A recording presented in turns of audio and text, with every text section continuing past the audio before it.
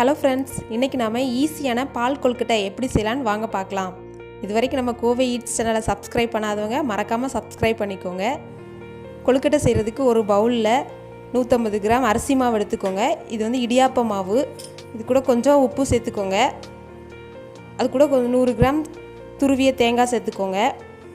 சேர்த்து மூணையும் நல்லா மிக்ஸ் பண்ணிக்கோங்க.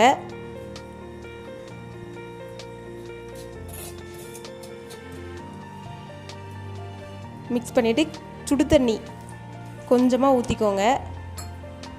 சேர்த்து மிக்ஸ் பண்ணிக்கோங்க.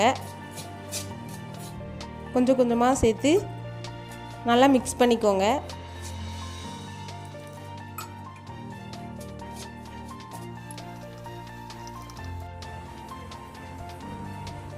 மாவு நல்லா கையை வச்சு பசைஞ்சிட்டு குட்டி குட்டி பால்ஸாக பிடிச்சி வச்சுக்கோங்க. உங்களுக்கு என்ன சைஸ் வேணுமோ அந்த சைஸ் பிடிச்சிக்கோங்க. ரவுண்டாக உருட்டிக்கோங்க.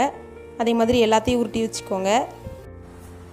இதுக்கப்புறம் ஏற்கனவே நான் கொஞ்சம் தண்ணி எடுத்து கொதிக்க வச்சு வச்சுருக்கிறேன்.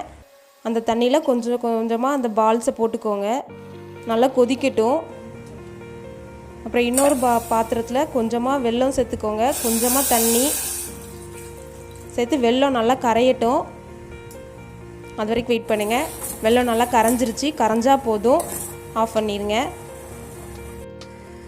இது நல்லா வெந்துருச்சு. வெள்ளை தண்ணியையும் உள்ளே ஊற்றிக்கோங்க.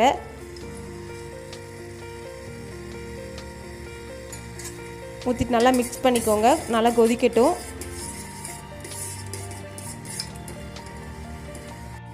இது கூட நான் 2 ஏலக்காவை உடச்சி வச்சுருக்கிறேன். அதையும் சேர்த்துக்கோங்க.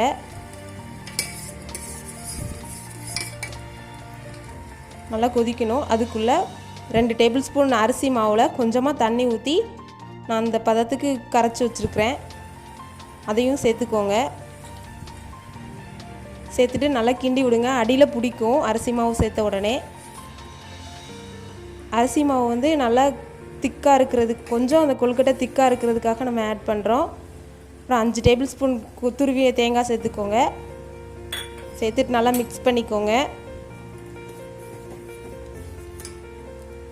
பாருங்கள், கொஞ்சம் திக்காகும் கொழுக்கட்டை. நல்லா வெந்துருச்சுது. ஒரு 100 ml பால் சேர்த்துக்கோங்க.